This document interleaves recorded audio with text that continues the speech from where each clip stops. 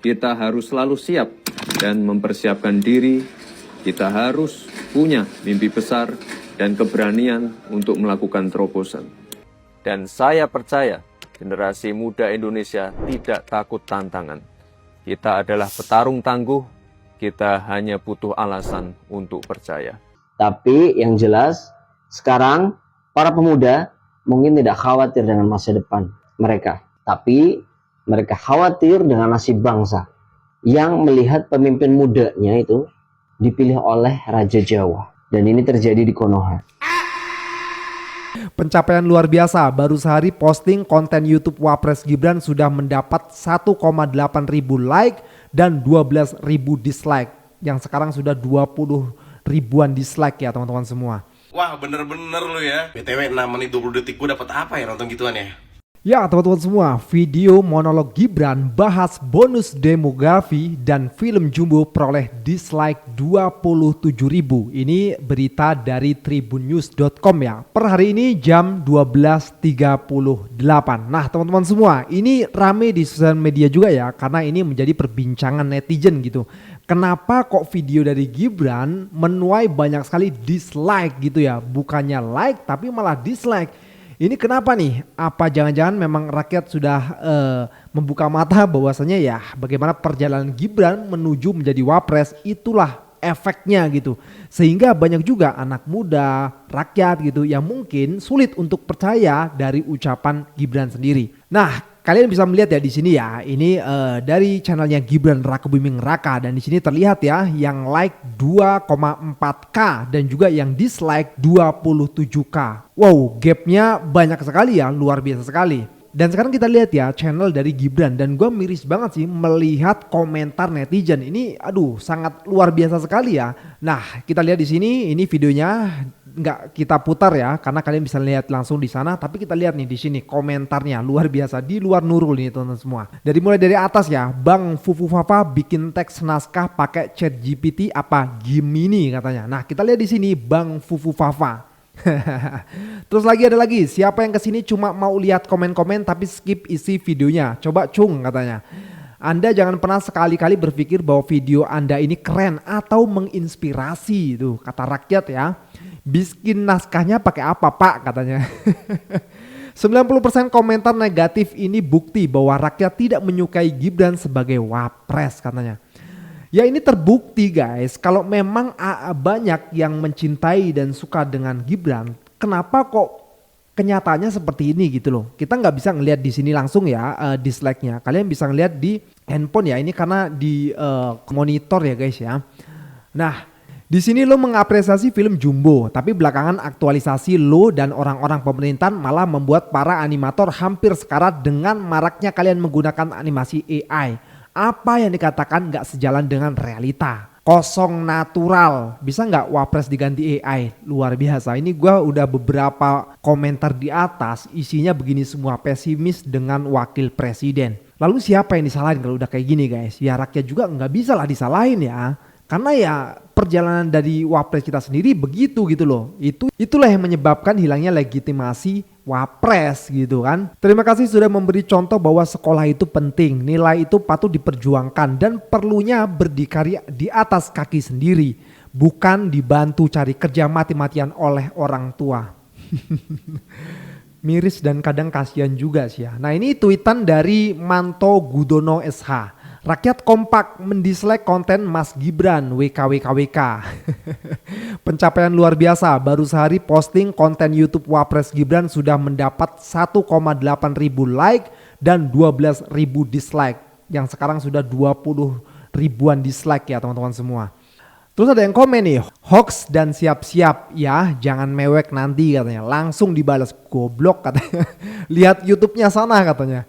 YouTube bisa di dislike sekarang, udah lama katanya. Tunggu saja sebentar lagi bisa dibalik, uang rekap pemilu saja bisa dibalik. 30 ribu dislike on the way, ayo gaskan sekalian report buat bonus katanya. Aduh saya tambahin 1 dislike, jadi udah banyak banget yang ngedislike ya. Ini fenomena baru guys, wapres sampai seperti ini. Dan juga tweetan dari Bob Duana. Bonus demografinya tanda tanya, banyak orang bego gampang disetir, kasih rumput ngikut semua kayak kambing. Good luck for 2030. Ini gue bacain doang ya guys. Generasi muda, lu aja nggak mencerminkan generasi muda, kocak katanya. Gibran, duit lu banyak, nggak mau treatment buat kencengin muka kah? Lah kok nyampe sana? Mending Timothy jadi wapres 1000% better. Nah gue setuju juga sih. Oke teman-teman semua, coba kita lihat ya komen netizen melalui videonya. Duduk kita akan berada sehingga memiliki pengaruh signifikan tantangan masa depan. Jadi saat ini banyak anak-anak muda, kita harus selalu siap dan mempersiapkan diri. Kita harus punya mimpi besar dan keberanian untuk melakukan terobosan. Video Gibran mendapatkan dislike lebih dari 4.000-an. Sedangkan like-nya cuma 1.000 apa 2.000. Coba dicek. Kayaknya sekarang jumlah dislike-nya itu disembunyikan. Kenapa? Kita nggak tahu apakah belum siap mendapatkan kritik. Apakah video sebagus itu direspon negatif atau tidak siap dengan jumlah kepuasan publik yang sesungguhnya, kita nggak tahu. Tapi yang jelas sekarang para pemuda mungkin tidak khawatir dengan masa depan mereka, tapi mereka khawatir dengan nasib bangsa yang melihat pemimpin mudanya itu dipilih oleh Raja Jawa. Dan ini terjadi di Konoha.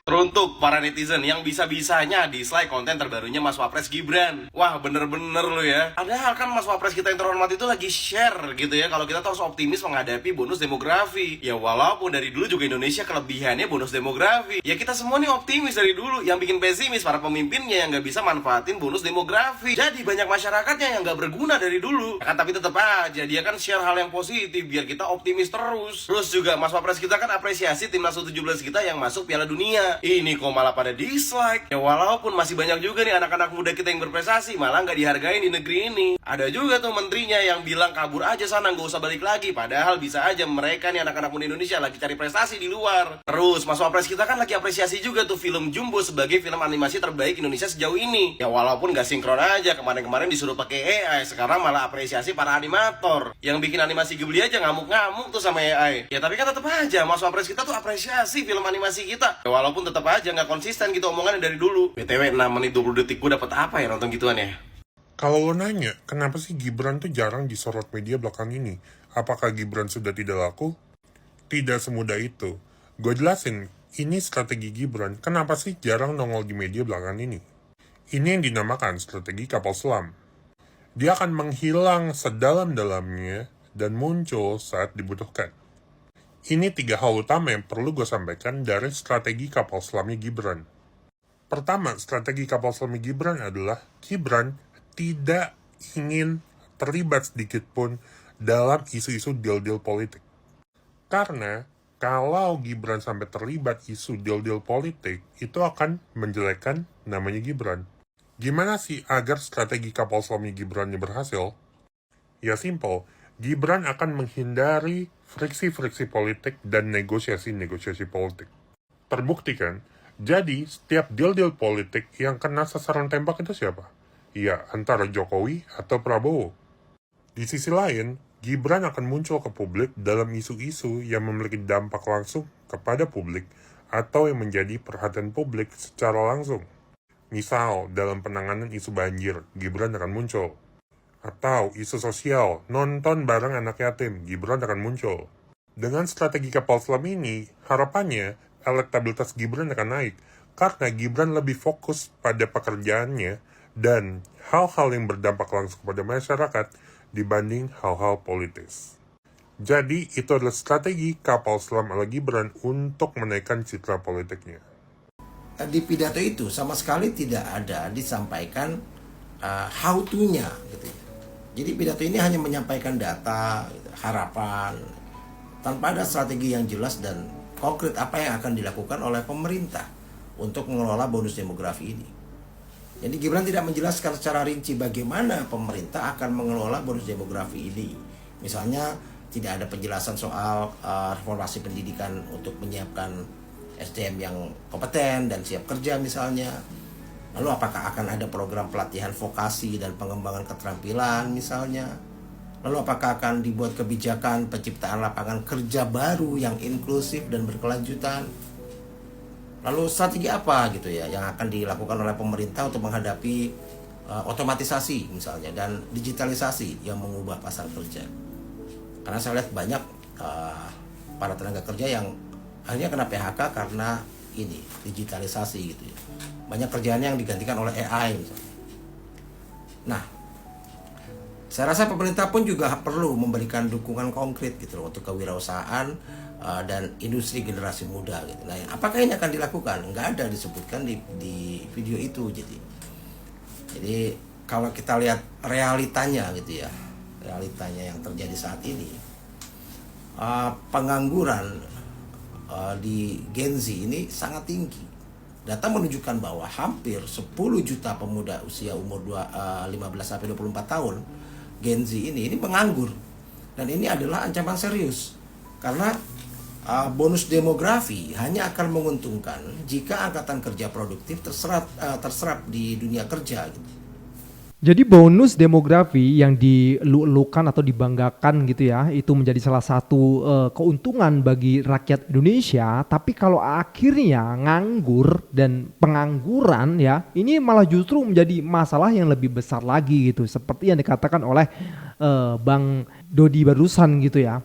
Nah, jadi ini bukanlah suatu hal yang perlu dibanggakan, yang seharusnya itu pemerintah apalagi Wapres gitu menyiapkan ya kan ide kreatif ataupun gagasan narasi yang akhirnya nanti diolah menjadi sesuatu hal yang bisa dimanfaatkan untuk rakyat gitu loh. Nah, itu yang dipertanyakan dalam video tersebut, kenapa kok tidak ada gitu. Solusi intinya itulah ya. Nah, dan yang kedua sepertinya bakalan sampai selesai jabatan dari Gibran itu akan mendapatkan komentar yang nyelekit gitu. Karena kembali lagi bagaimana Gibran bisa mendapatkan jabatan tersebut ya kan, rakyat sudah tahu gitu. Bagaimana step by stepnya ya kan, dari siapa. Nah, itulah yang akhirnya membuat komentar tersebut bisa ada. Oke teman-teman, kita lanjut lagi ke videonya. Indonesia siap impor produk agrikultur Amerika Serikat demi redam tarif Donald Trump. Dulu saya ada pidato kayak gini nih, ngomongnya bangsa ini bangsa besar, jangan mau tunduk pada asing, jangan mau didikte oleh asing. Berak. Negara bacot. Netizen dihebohkan oleh penampakan tugu di IKN yang bertuliskan lorem ipsum. Lorem ipsum itu artinya apa sih? Lorem ipsum, dolor sit amet, dan seterusnya adalah tulisan yang berasal dari sebuah teks Latin klasik. Teks Latin aslinya sih ada artinya, tapi lorem ipsum itu nggak ada artinya. Lorem ipsum adalah placeholder text, tulisan sementara. Biasanya dipakai untuk desain yang memuat tulisan, tapi belum tahu isinya apaan. Misal lagi desain website, tapi belum tahu isi tulisannya apaan. Ya udah isi dulu sementara, pakai lorem ipsum. Jujur aja gue nggak masalah dengan tulisan lorem ipsum di Tugu IKN. Yang jadi permasalahan adalah, ini kan Tugu di ibu kota negara. Harusnya yang rapi dong. Ini kenapa paragrafnya berantakan banget? Udah marata kiri, dikasih tab pula. Hapus tabnya terus justify gitu loh. Nggak perlu kuliah jurusan desain untuk tahu kalau ini nggak rapi. Ngerjain skripsi juga kan mesti rapi. Ini yang bikin dulu skripsinya joki apa gimana dah? Bang, kok lu malah nggak masalahin tulisan lorem ipsumnya? Lah emang nggak masalah. Kan udah biasa. Emang lu kira di Tugu IKN doang lu bisa nemu lorem ipsum? Layar canggih Kementerian Pertahanan, ada lorem ipsum. Website pemerintah Palembang, Aceh, Ternate, ada lorem ipsum. Bahkan di dekat Pekanbaru, tepatnya di Kabupaten Kampar, ada desa yang namanya Desa Lorem Ipsum. Jadi kalian jangan salah sangka. Tulisan lorem ipsum di proyek pemerintah itu bukan menggambarkan inkompetensi, tapi artistic choice. Emang sengaja didesainnya begitu? Lah terus kenapa sekarang pas ketahuan tugunya dibungkus? Nah ini pasti lu nggak baca baik-baik tulisan di tugunya. Coba sekarang kita baca ya. Lorem ipsum dolor amet. Lah sitnya mana? Kan harusnya lorem ipsum sit amet. Typo ini makanya pas ketahuan dibungkus.